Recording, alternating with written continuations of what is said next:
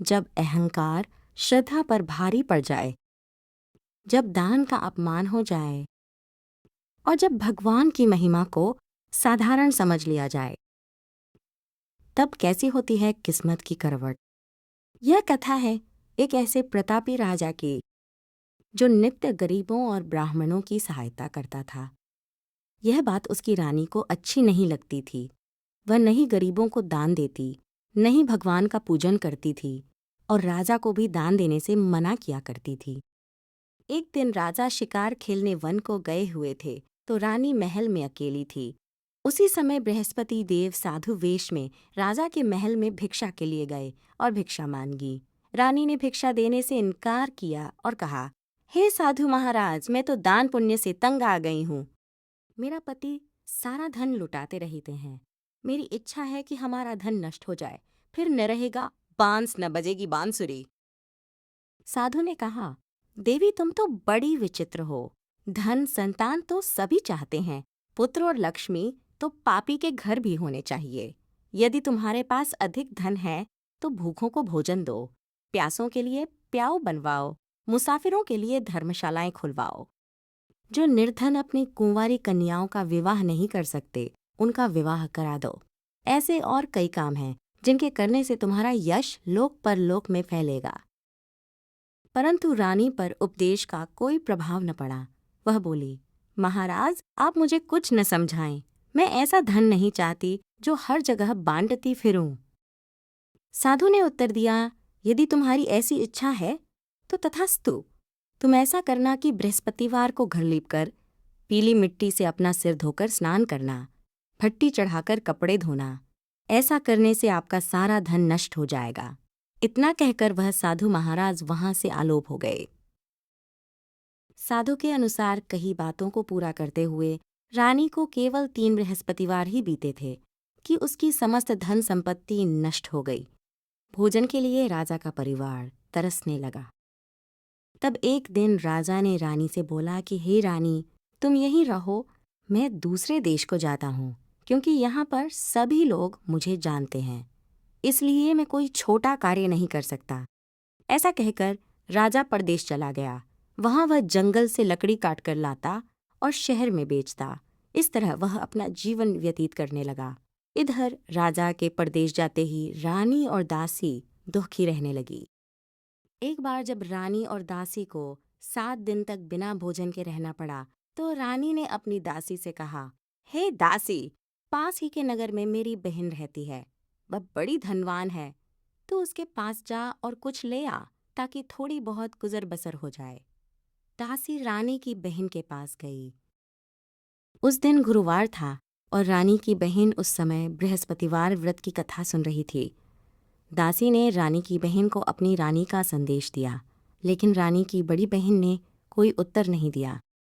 जब दासी को रानी की बहन से कोई उत्तर नहीं मिला तो वह बहुत दुखी हुई और उसे क्रोध भी आया। दासी ने वापस आकर रानी को सारी बात बता दी। सुनकर रानी ने अपने भाग्य को कोसा। उधर रानी की बहन ने सोचा कि मेरी बहन की दासी आई थी, परंतु मैं उससे नहीं बोली, इससे वह बहुत दुखी हुई होगी। कथा सुनकर और पूजन समाप्त करके वह अपनी बहन के घर आई और कहने लगी, हे बहन, मैं बृहस्पतिवार का व्रत कर रही थी। तुम्हारी दासी मेरे घर आई थी, परंतु जब तक कथा होती है तब तक न तो उठते हैं और न ही बोलते हैं, इसलिए मैं नहीं बोली। कहो दासी क्यों गई थी? रानी बोली, बहन तुमसे क्या छिपाऊं, हमारे घर में खाने तक को अनाज नहीं था। ऐसा कहते कहते रानी की आंखें भर आई। उसने दासी समेत पिछले 7 दिनों से भूखे रहने तक की बात अपनी बहन को विस्तार पूर्वक सुना दी। रानी की बहन बोली, देखो बहन, भगवान बृहस्पति देव सबकी मनोकामना को पूर्ण करते हैं। देखो, शायद तुम्हारे घर में अनाज रखा हो। पहले तो रानी को विश्वास नहीं हुआ, पर बहन के आग्रह करने पर उसने अपनी दासी को अंदर भेजा तो उसे सचमुच अनाज से भरा एक घड़ा मिल गया। यह देखकर दासी को बड़ी हैरानी हुई।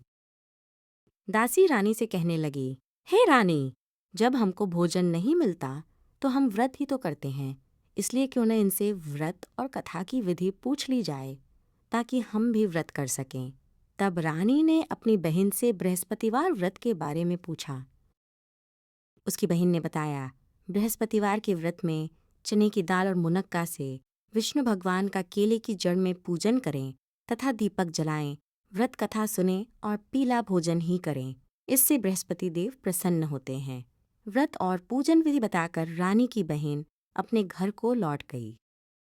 7 दिन के बाद जब गुरुवार आया तो रानी और दासी ने व्रत रखा। घुड़साल में जाकर चना और गुड़ लेकर आईं। फिर उससे केले की जड़ तथा विष्णु भगवान का पूजन किया। अब पीला भोजन कहाँ से आए, इस बात को लेकर दोनों बहुत दुखी थे।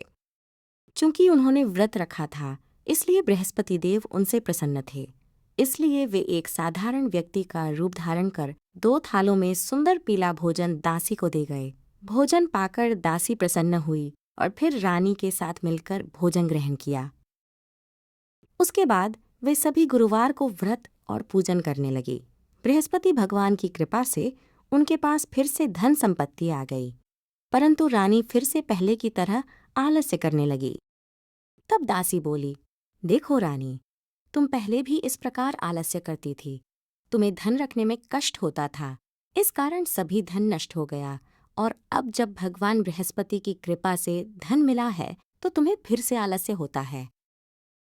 रानी को समझाते हुए दासी कहती है कि बड़ी मुसीबतों के बाद हमने यह धन पाया है, इसलिए हमें दान पुण्य करना चाहिए, भूखे मनुष्यों को भोजन कराना चाहिए और धन को शुभ कार्यों में खर्च करना चाहिए, जिससे तुम्हारे कुल का यश बढ़ेगा, स्वर्ग की प्राप्ति होगी और पितृ प्रसन्न होंगे। दासी की बात मानकर रानी अपना धन शुभ कार्यों में खर्च करने लगी, जिससे पूरे नगर में उसका यश फैलने लगा। बृहस्पतिवार व्रत कथा के बाद श्रद्धा के साथ आरती की जानी चाहिए। इसके बाद प्रसाद बांटकर उसे ग्रहण करना चाहिए। एक दिन राजा दुखी होकर जंगल में एक पेड़ के नीचे आसन जमाकर बैठ गया। वह अपनी दशा को याद करके व्याकुल होने लगा। बृहस्पतिवार का दिन था। एकाएक उसने देखा कि निर्जन वन में एक साधु प्रकट हुए। वह साधु वेश में स्वयं बृहस्पति देवता थे। लकड़हारे के सामने आकर बोले, हे लकड़हारे, इस सुनसान जंगल में तू चिंतामग्न क्यों बैठा है? लकड़हारे ने दोनों हाथ जोड़कर प्रणाम किया और उत्तर दिया, महात्मा जी, आप सब कुछ जानते हैं, मैं क्या कहूँ? यह कहकर रोने लगा और साधु को अपनी आत्मकथा सुनाई। महात्मा जी ने कहा, तुम्हारी स्त्री ने बृहस्पति के दिन बृहस्पति भगवान का निरादर किया है, जिसके कारण रुष्ट होकर उन्होंने तुम्हारी यह दशा कर दी। अब तुम चिंता को दूर करके मेरे कहने पर चलो तो तुम्हारे सब कष्ट दूर हो जाएंगे और भगवान पहले से भी अधिक संपत्ति देंगे। तुम बृहस्पति के दिन कथा किया करो। 2 पैसे के चने मुनक्का लाकर उसका प्रसाद बनाओ और शुद्ध जल से लोटे में शक्कर मिलाकर अमृत तैयार करो। कथा के पश्चात अपने सारे परिवार और सुनने वाले प्रेमियों में अमृत व प्रसाद बांटकर आप भी ग्रहण करो। ऐसा करने से भगवान तुम्हारी सब मनोकामनाएं पूरी करेंगे। साधु के ऐसे वचन सुनकर लकड़हारा बोला, हे प्रभु, मुझे लकड़ी बेचकर इतना पैसा नहीं मिलता जिससे भोजन के उपरांत कुछ बचा सकूं। मैंने रात्रि में अपनी स्त्री को व्याकुल देखा है। मेरे पास कुछ भी नहीं जिससे मैं उसकी खबर मंगा सकूं। साधु ने कहा, हे लकड़हारे, तुम किसी बात की चिंता मत करो। बृहस्पति के दिन तुम रोजाना की तरह लकड़ियां लेकर शहर को जाओ। तुमको रोज से दुगुना धन प्राप्त होगा, जिससे तुम भली भांति भोजन कर लोगे तथा बृहस्पति देव की पूजा का सामान भी आ जाएगा। इतना कहकर साधु अंतर्ध्यान हो गए। धीरे धीरे समय व्यतीत होने पर फिर वही बृहस्पतिवार का दिन आया। लकड़हारा जंगल से लकड़ी काटकर किसी शहर में बेचने गया। उसे उस दिन और दिन से अधिक पैसा मिला। राजा ने चना गुड़ आदि लाकर गुरुवार का व्रत किया। उस दिन से उसके सभी क्लेश दूर हुए, परंतु जब दोबारा गुरुवार का दिन आया तो बृहस्पतिवार का व्रत करना भूल गया। इस कारण बृहस्पति भगवान नाराज हो गए। उस दिन उस नगर के राजा ने विशाल यज्ञ का आयोजन किया तथा शहर में यह घोषणा करा दी कि कोई भी मनुष्य अपने घर में भोजन न बनावे, न आग जलावे। समस्त जनता मेरे यहाँ भोजन करने आवे। इस आज्ञा को जो न मानेगा उसे फांसी की सजा दी जाएगी। इस तरह की घोषणा संपूर्ण नगर में करवा दी गई। राजा की आज्ञानुसार शहर के सभी लोग भोजन करने गए, लेकिन लकड़हारा कुछ देर से पहुंचा। इसलिए राजा उसको अपने साथ घर लिवा ले गए और ले जाकर भोजन करा रहे थे तो रानी की दृष्टि उस खूंटी पर पड़ी जिस पर उसका हार लटका हुआ था। वह वहां पर दिखाई नहीं दिया। रानी ने निश्चय किया कि मेरा हार इस मनुष्य ने चुरा लिया है। उसी समय सिपाहियों को बुलाकर उसको कारागार में डलवा दिया। जब लकड़हारा कारागार में पड़ गया और बहुत दुखी होकर विचार करने लगा कि न जाने कौन से पूर्व जन्म के कर्म से मुझे यह दुख प्राप्त हुआ है, और उसी साधु को याद करने लगा जो कि जंगल में मिला था। उसी समय तत्काल बृहस्पति देव साधु के रूप में प्रकट हुए और उसकी दशा को देखकर कहने लगे, अरे मूर्ख, तूने बृहस्पति देव की कथा नहीं करी, इस कारण तुझे दुख प्राप्त हुआ है। अब चिंता मत कर, बृहस्पतिवार के दिन कारागार के दरवाजे पर 4 पैसे पड़े मिलेंगे।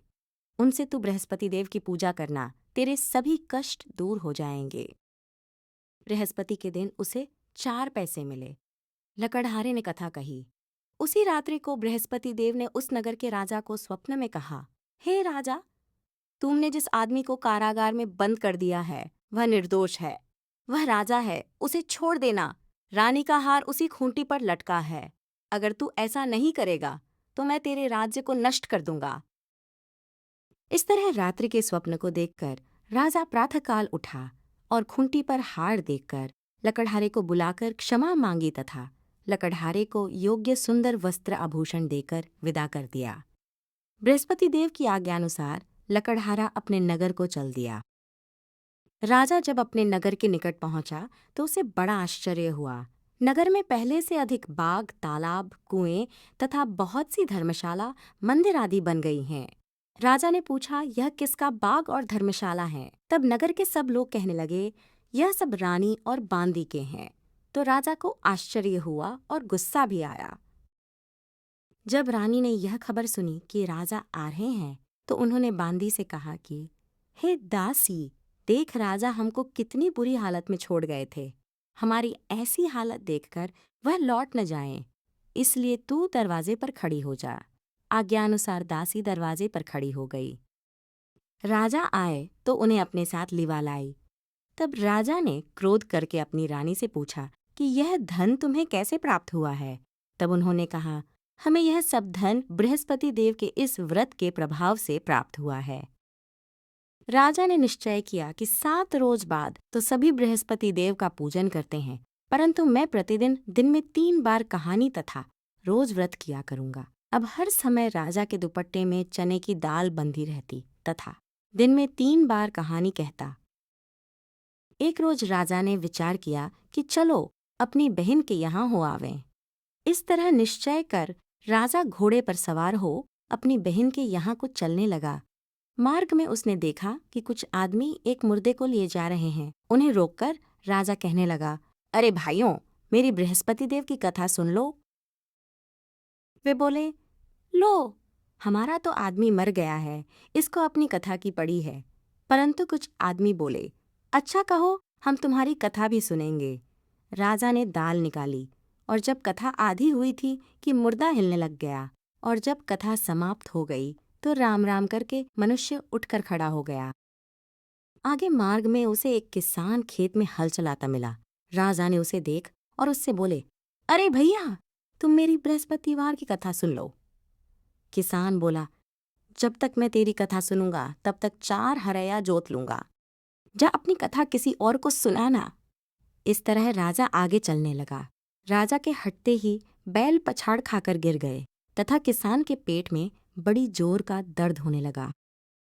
उस समय उसकी माँ रोटी लेकर आई। उसने जब यह देखा तो अपने पुत्र से सब हाल पूछा और बेटे ने सभी हाल कह दिया। तो बुढ़िया दौड़ी दौड़ी उस घुड़सवार के पास गई और उससे बोली कि मैं तेरी कथा सुनूंगी, तू अपनी कथा मेरे खेत पर चलकर ही कहना। राजा ने बुढ़िया के खेत पर जाकर कथा कही, जिसके सुनते ही वह बैल उठ खड़ हुए तथा किसान के पेट का दर्द भी बंद हो गया। राजा अपनी बहन के घर पहुंचा। बहन ने भाई की खूब मेहमानी की। दूसरे रोज प्रातःकाल राजा जगा तो वह देखने लगा कि सब लोग भोजन कर रहे हैं। राजा ने अपनी बहन से कहा, ऐसा कोई मनुष्य है जिसने भोजन नहीं किया हो, मेरी बृहस्पतिवार की कथा सुन ले। बहन बोली, हे भैया, यह देश ऐसा ही है कि पहले यहाँ लोग भोजन करते हैं, बाद में अन्य काम करते हैं। अगर कोई पड़ोस में हो तो देख आओ। वह ऐसा कहकर देखने चली गई, परंतु उसे कोई ऐसा व्यक्ति नहीं मिला जिसने भोजन न किया हो। अतः वह एक कुम्हार के घर गई जिसका लड़का बीमार था। उसे मालूम हुआ कि उनके यहाँ 3 रोज से किसी ने भोजन नहीं किया है। रानी ने अपने भाई की कथा सुनने के लिए कुम्हार से कहा। वह तैयार हो गया। राजा ने जाकर बृहस्पतिवार की कथा कही, जिसको सुनकर उसका लड़का ठीक हो गया। अब तो राजा की प्रशंसा होने लगी।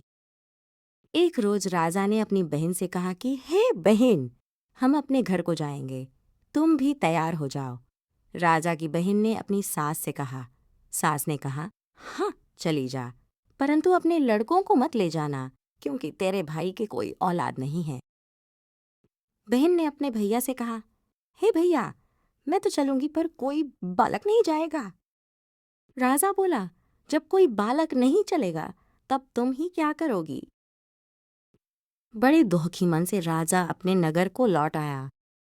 राजा ने अपनी रानी से कहा, हम निरवंशी हैं, हमारा मुंह देखने का धर्म नहीं है और कुछ भोजन आदि नहीं किया। रानी बोली, हे प्रभु, बृहस्पति देव ने हमें सब कुछ दिया है, वह हमें औलाद अवश्य देंगे। उसी रात को बृहस्पति देव ने राजा से स्वप्न में कहा, हे राजा उठ, सभी सोच त्याग दे, तेरी रानी गर्भ से है। राजा की यह बात सुनकर बड़ी खुशी हुई। 9वें महीने में उसके गर्भ से एक सुंदर पुत्र पैदा हुआ। तब राजा बोला, हे रानी, स्त्री बिना भोजन के रह सकती है, पर बिना कहे नहीं रह सकती। जब मेरी बहन आवे तुम उससे कुछ कहना मत। रानी ने सुनकर हाँ कर दिया। जब राजा की बहन ने यह शुभ समाचार सुना तो वह बहुत खुश हुई तथा बधाई लेकर अपने भाई के यहाँ आई। तभी रानी ने कहा, घोड़ा चढ़कर तो नहीं आई, गधा चढ़ी आई। राजा की बहन बोली, भाभी, मैं इस प्रकार न कहती तो तुम्हें औलाद कैसे मिलती।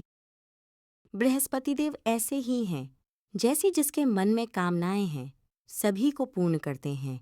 जो सद्भावना पूर्वक बृहस्पतिवार का व्रत करता है एवं कथा पढ़ता है अथवा सुनता है, दूसरों को सुनाता है, बृहस्पति देव उसकी सभी मनोकामना पूर्ण करते हैं।